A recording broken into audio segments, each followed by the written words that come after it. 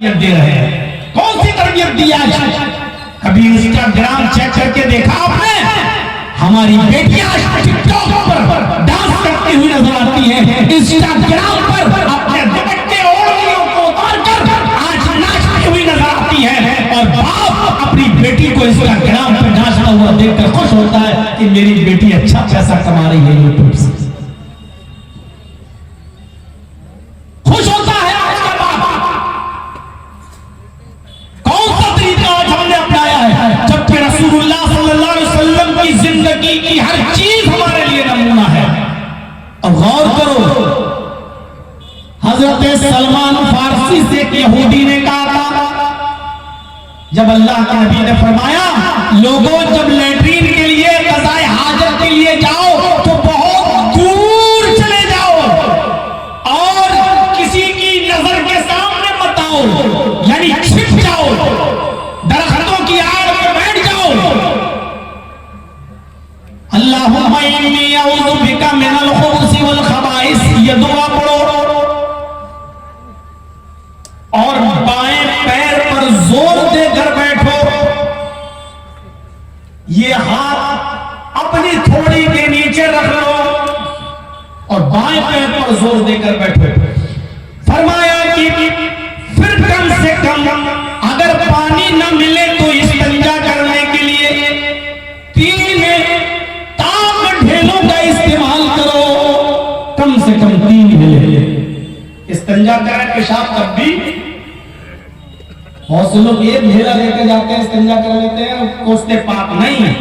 इस्तिंजा भी पेशाब से भी अगर आपको पाक होना है और आपको पानी नहीं मिलता है तो आपको 3 पत्थर चाहिए, 3 ढेले चाहिए। उसके लिए भी कम से कम 3 से ज्यादा हो 5-7 चलेगा, लेकिन 3 से कम में नहीं। तो मेरे भाइयों, कहा आपने ताक ढेले इस्तेमाल करें, इतना सुन्नत है, यहूदी मजाक उड़ाने लगे और हजरत सलमान फारसी को देखकर कहने लगे क्या है सलमान, क्या तेरे नबी की कौम इतनी जाहिल है, इतनी अनपढ़ है, इतनी गवार है कि तुम्हारे नबी की कौम को इतना भी नहीं मालूम कि पेशाब कैसे करना चाहिए, लैट्रीन कैसे करना चाहिए। तुम्हारा नबी तो पेशाब करने का तरीका भी बताता है, लैट्रीन करने का तरीका भी बताता है। तो हजरत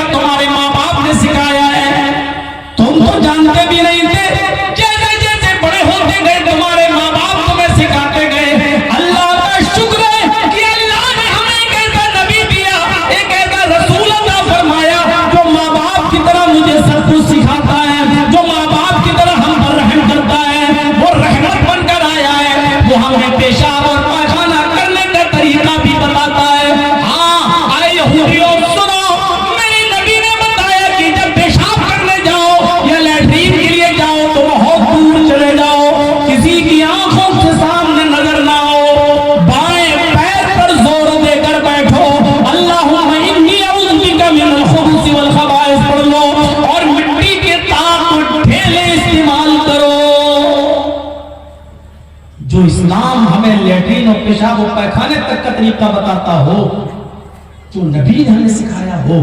अफसोस यह है कि जिसके पास इतना माहिर डॉक्टर हो वो आज अपनी बीमारियों का इलाज वेस्टर्न कल्चर से ढूंढ रही है, पश्चिमी सभ्यता से ढूंढ रही है। जिस नबी के जिसके पास एक माहिर एक्सपर्ट डॉक्टर हो लेकिन वो अपना इलाज झोला छाप डॉक्टरों के पास करा रही हो, वो कौन? वो उम्मत। आज इसीलिए तो दर की ठोकरें हमें खाना पड़ रहा है, इसीलिए तो दर की ठोकरें खाना पड़ रहा है।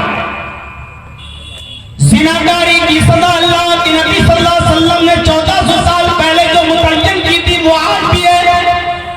आप तो इस सजा को मुतय्यन नहीं कर पाएंगे, लेकिन मैं खुद बंबई की सरजमीन पर एक प्रोग्राम के लिए गया और उसी वक्त बलात्कार का एक मुद्दा उठा और मैंने वहां के टीवी चैनलों पर देखा कि मनसे का राष्ट्रीय अध्यक्ष राज ठाकरे चीख कर मीडिया वालों को बोल रहा था और बलात्कारियों की एक ही सजा होनी चाहिए जो इस्लाम ने मुतय्यन की है। इनको चौराहे पर खड़ा करके पत्थरों से मार मार के इनको हलाक कर देना चाहिए।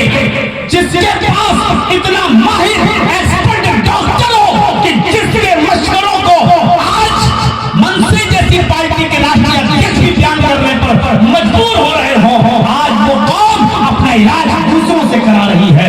मेरे प्यारे साथियों, ये हमें और आपको सोचने की जरूरत है।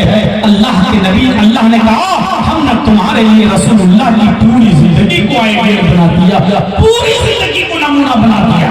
हम नबी अकरम के पेशाब और पैखाने करने के तरीके तक तो हम नहीं जानते। गौर करो, जिसने हमें पेशाब करने तक का तरीका बताया, इस्तिंजा करने तक का तरीका बताया, ढेलों को कैसे इस्तेमाल करना हो ये भी बताया। उस नबी ने हमें नमाज पढ़ना नहीं सिखाया होगा, रोजा रखना नहीं बताया होगा, हज करना नहीं बताया होगा, ज़कात देना नहीं बताया होगा, शादी करना नहीं बताया होगा। सारी चीजें शरीयत में मौजूद है, लेकिन आज हम उन तमाम चीजों से दूर होते चले जा रहे हैं। सारी चीजें नमूना, उठना बैठना लेटना सोना जागना खाना पीना, कयामत के दिन अल्लाह ये पूछेगा ही नहीं तुमने जोहर में 10 पढ़ी थी कि 12 रकात पढ़ी थी। अल्लाह ये नहीं पूछेगा तुमने तरावी 8 पढ़ी थी कि 20 पढ़ी थी। अल्लाह ये नहीं पूछेगा। कयामत के दिन जो सवाल होगा सबसे पहले नमाज के ताल्लुक से, अव्वलु मा युहासबु बिही यौमुल क़यामति अस्सलाह, कयामत के दिन हुकूकुल्लाह में सबसे पहले अगर किसी चीज का सवाल होगा तो वो होगा नमाज के ताल्लुक से। जब अल्लाह नमाज के बारे में पूछेगा तो सिर्फ इतना पूछेगा, मैंने तो तुम्हें एक आइडियल दिया था, मैंने तो तुम्हें एक नमूना दिया था, मैंने तो तुम्हें एक मॉडल दिया था, तुमने नमाज उस आइडियल के मुताबिक पढ़ी या नहीं पढ़ी, यानी तुमने नमाज जनाब मोहम्मद रसूलुल्लाह के तरीके के मुताबिक अदा की या नहीं की, ये पूछिएगा बस। आइडियल किसी कंपनी का कोई चश्मा आपको पसंद आ जाए तो आप उस कंपनी में जाएंगे और कहेंगे ऐसे 100 चश्मे बना दो, कहेगा ठीक है, एक हफ्ते में ले जाओ, और उसमें आपके आइडियल और नमूने के मुताबिक अगर चश्मे नहीं बनाए तो आप नहीं लेंगे। वो कहेगा साहब लगाना ही तो है आपको, आप कहेंगे नहीं, मैंने जो नमूना दिया था, जो आइडियल दिया था, मुझे वैसे 100 चश्मे चाहिए, आपने नहीं बनाए, रख लो इसको, हटाओ, नहीं चाहिए मुझे। कयामत के दिन आप 20 नहीं 20,000 रकातें लेकर पहुंच जाए, ज़ोहर की 12 नहीं 12,000 रकातें लेके पहुंच जाए, ईशा की 17 नहीं 17,000 रकातें लेके पहुंच जाए, 7 नहीं 7,000 रकातें लेकर पहुंच जाए। अल्लाह कहेगा ये नमाज अगर मेरे नबी के आइडियल के मुताबिक है, मेरे नबी के नमूने के मुताबिक है तो एक्सेप्ट है, और अगर नबी की मर्जी के मुताबिक नहीं, नबी के नमूने के मुताबिक नहीं तो रिजेक्ट। शादी और ब्याह देख लो, क्या ये बारातों का सिलसिला था? क्या ये सिलसिला था? क्या ये मेहंदी मल्ला, लड़के भी मेहंदी लगाना, हल्दी मलवाना, फूलों का हार सेरे की शक्ल में डालकर बारात जाना, बारात से पहले आतिशबाजी और बंदूक चलाना, क्या ये सारी चीजें मौजूद थी? अरे निकाह तो इतनी पाकीज़ा चीज थी, इतनी पाकीज़ा चीज कि जिसके बारे में अल्लाह के नबी ने बहुत प्यारा जुमला अदा किया, बहुत प्यारा जुमला फरमाया, इन्ना आज़मन निकाही बरकतन, बरकत के एतबार से सबसे ज्यादा मुबारक निकाह वो है, बरकत के एतबार से सबसे ज्यादा पाकीज़ा और सबसे बड़ा निकाह वो है, आई सरुहा मऊनतन, जिसके अंदर खर्चा सबसे कम हो। जिस निकाह में, जिस शादी में जितना कम खर्चा होगा, अल्लाह के नबी फरमाते हैं बरकत के एतबार से वो उतना ही ज्यादा होगा, यानी वो शादी में उतनी ही बरकत होगी और शादी में उतनी ही बरकत होगी। इसका उल्टा मफहूम क्या निकला? जिस शादी में खर्चा जितना ज्यादा होगा, बरकत के एतबार से वो शादी उतनी ही ज्यादा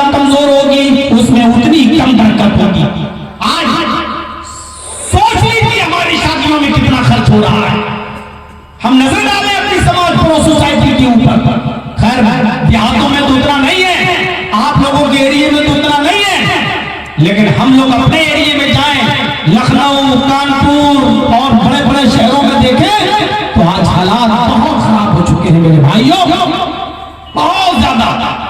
अब हमें नहीं मालूम आप लोगों के यहाँ कोई शादी हमने आज तक अटेंड नहीं की, इसलिए हमें मालूम नहीं है। हम लोगों के यहाँ तो बाकायदा बारातियों की डिमांड भी पूरी करो, फिर उनको खड़े होकर खाना भी खिलाओ, खड़े होकर अलग अलग आइटम रखे हैं, सब खाना खाओ, अपने हाथ से निकालो और खाओ, जिसको हमारे यहाँ बड़े प्यार से बोला जाता है बफे सिस्टम, बफे सिस्टम। और मैंने 50 तकरीरों में कहा है इस सिस्टम का नाम होना चाहिए था गधा सिस्टम, कुत्ता सिस्टम, सुअर सिस्टम, जिसका बड़ी तहजीब के साथ नाम दिया जाता है बफे सिस्टम। अल्लाह कहता है कि मैंने नबी की पूरी जिंदगी को आइडियल बना दिया, नबी की पूरी जिंदगी को नमूना बना दिया। अल्लाह के नबी कहते हैं सल्लू कमा रायतुमूनी उसल्ली, नमाज वैसे पढ़ो जैसे तुम मुझे देखते हो नमाज पढ़ते हुए। नमाज वैसे पढ़ना है जैसे नबी अकरम सल्लल्लाहु अलैहि वसल्लम पढ़ा करते थे, रोजा भी वैसे रखना है जैसे नबी अकरम सल्लल्लाहु अलैहि वसल्लम ने हमें बताया, हज वैसे ही करना है जैसे जनाब मोहम्मद रसूलुल्लाह सल्लल्लाहु अलैहि वसल्लम ने हमें बताया। आए नबी कौन कहता है कि आपके इंतकाल के बाद आपका नाम और निशान मिट जाएगा? हमने तो आपकी पूरी जिंदगी को आइडियल बना दिया। लोग उठेंगे वैसे जैसे आप उठते हैं, लोग सोएंगे वैसे जैसे आप सोते हैं, लोग चलेंगे वैसे जैसे आप चलते हैं, लोग शादियां वैसे करेंगे जैसे आपने करके बताई है, लोग खाएंगे और पिएंगे वैसे जैसे आप सिखा कर जाएंगे। हमने तो आपकी जिंदगी को आइडियल और मॉडल बना दिया। मेराज किसी नबी को ये शर्फ हासिल नहीं हुआ। सुब्हानल्लज़ी असरा बिअब्दिही लैलन मिनल मस्जिदिल हराम इलल मस्जिदिल अक़सा। अल्लाह ले गया अपने नबी को पहले बैतुल मक़दिस, वहां आपने वुजू बनाया, जिब्राइल ने आपका हाथ पकड़ा, आपको मुसल्ला इमामत पे खड़ा कर दिया, बैतुल मक़दिस में खड़ा कर दिया। सारे नबी जितने भी आए थे मोहम्मद रसूलुल्लाह से पहले, अल्लाह ने सबको, सारे नबियों को बैतुल मुक़द्दस में पहुंचा दिया। अल्लाह हर चीज पर कादिर है। अल्लाह ने सारे नबियों को बैतुल मक़द्दस में पहुंचा दिया। अल्लाह के नबी फरमाते हैं जिब्रील मुझे कहां ले जा रहे हो? जिब्रील ने कहा इमामत के मुसल्ले पर। फरमाया ये मेरे पीछे कौन लोग हैं? जिब्रील ने कहा ये सारे पैगंबर हैं जो अब तक दुनिया में आए थे। फरमाया मुझे क्या करना है? जिब्रील ने कहा आपको नमाज पढ़ाना है। इनको क्या करना है? जिब्रील ने फरमाया इन सारे पैगंबरों को आपके पीछे नमाज अदा करना है। अल्लाह के नबी जनाब मोहम्मद रसूलुल्लाह ने 2 रकात नमाज अदा कराई, 2 रकात नमाज पढ़ाई। सारे नबियों ने आपके पीछे नमाज अदा की, सारे नबियों ने आपके पीछे नमाज पढ़ी। आपको इमामुल अंबिया बना दिया गया, सारे नबियों का इमाम बना दिया गया। आए नबी कौन कहता है आपके इंतकाल के बाद आपका नामो निशान मिट जाएगा? आपको तो सारे पैगंबरों, सारे नबियों का इमाम बना दिया गया है। आपको तो ये आज़मत दी गई है, आपको तो ये मुकाम दिया गया है, आपको तो इस बुलंदी पर फाइज कर दिया गया है। कौन कहता है आप नमाज पढ़ते रहिए और कुर्बानी देते रहिए, आपका दुश्मन ही बेनामो निशान होगा, आपका दुश्मन का ही नामो निशान मिट जाएगा। और इसके बाद एक और खैर कसीर से नवाजा, वो खैर कसीर भी बड़ी जबरदस्त है। फरमाया अल्लाह के नबी ने मैं हौज़े कौसर पर बैठा हूँगा, तुम्हारा मीरे कारवा हूँगा और मैं अपने हाथ से लोगों को पानी पिलाऊंगा। जो मेरे पास आएगा पानी पिएगा, वो पानी बर्फ से ज्यादा ठंडा होगा, दूध से ज्यादा सफेद होगा और शहद से ज्यादा मीठा होगा। अल्लाह के नबी फरमाते हैं कि वो पानी बर्फ से ज्यादा ठंडा, दूध से ज्यादा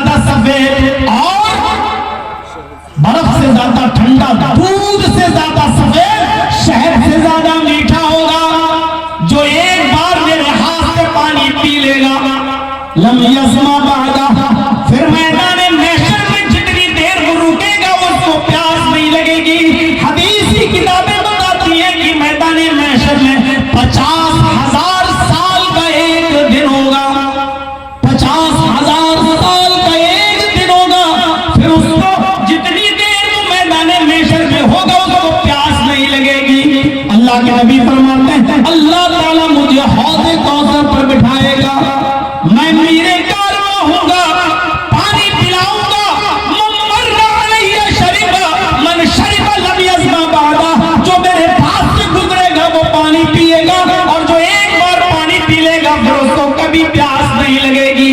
उसके बाद फरमाया एक कौम मेरे पास आएगी पानी पीने के लिए, युहालु बैनी व बैनहुम, मेरे और उनके दरमियान एक दीवार खड़ी कर दी जाएगी।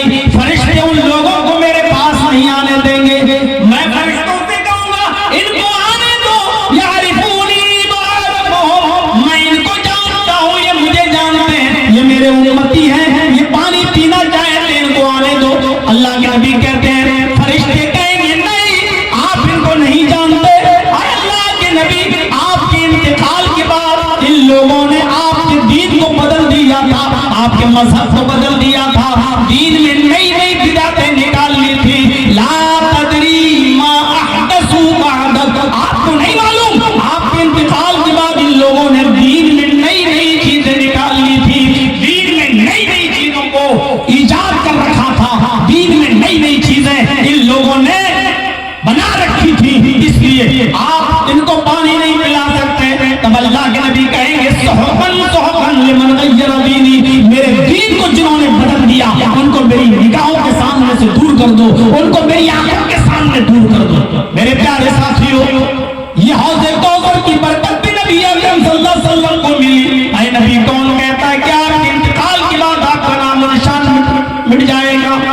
इतना बड़ा मकाम अल्लाह ताला ने नबी अकरम को नवाजा कि अल्लाह के नबी सल्लल्लाहु अलैहि वसल्लम फरमाते हैं, इब्ने माजा के अल्फाज हैं, अल्लाह के नबी सल्लल्लाहु अलैहि वसल्लम फरमाते हैं, अबू ज़र गफारी ने पूछा, अबू ज़र गफारी ने पूछा आए अल्लाह के नबी आपको ये कैसे यकीन हुआ कि आप अल्लाह के नबी हैं, आपको अल्लाह ने रसूल बनाकर भेजा? तो अल्लाह के नबी फरमाते हैं सुनो, दो फरिश्ते आसमान से मेरी तरफ आए, सुन लीजिएगा मेरे भाइयों, दो फरिश्ते आसमान से मेरी तरफ आए, एक जमीन पर आ गया और एक जमीन और आसमान के बीच में रह गया। एक फरिश्ता जमीन और आसमान के बीच में रह गया और एक फरिश्ता जमीन पर आ गया। जमीन वाले फरिश्ते ने पूछा आसमान वाले फरिश्ते से, अल्लाह के रसूल के पास पहुंचकर ख्वाब में हुआ हुआ हुआ हुआ, क्या ये वही है जिनके पास हमें भेजा गया? तो आसमान वाले फरिश्ते ने कहा हाँ यही है अल्लाह के रसूल, यही है मोहम्मद रसूलुल्लाह। तो आसमान वाले फरिश्ते ने कहा जमीन वाले फरिश्ते से ज़िन्हु बिरजुलिन मिन उम्मतिही, इसको तराजू पर तौल दो, एक आदमी को इनके साथ रखो, तराजू उठाओ, देखो कौन भारी है, किसका वजन सबसे ज्यादा है। अल्लाह के नबी फरमाते हैं फवज़नतु बिही, मुझे एक आदमी के साथ रखा गया, यानी तराजू लाई गई, मुझे तराजू के एक तरफ उठाया गया और दूसरी तरफ मेरी उम्मत के एक आदमी को बिठाया गया, एक शख्स को बिठाया गया, तराजू उठाई गई, फरजहतुहु, मैं में से एक आदमी से भारी था।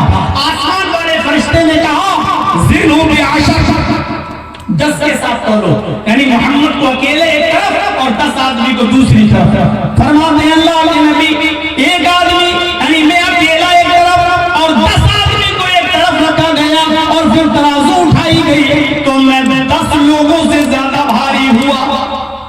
आसमान वाले फरिश्ते ने कहा ज़िन्हु बिमिया, 100 आदमियों के साथ तौलो, मोहम्मद को अकेले एक तरफ और 100 आदमियों को दूसरी तरफ रखकर तौलो।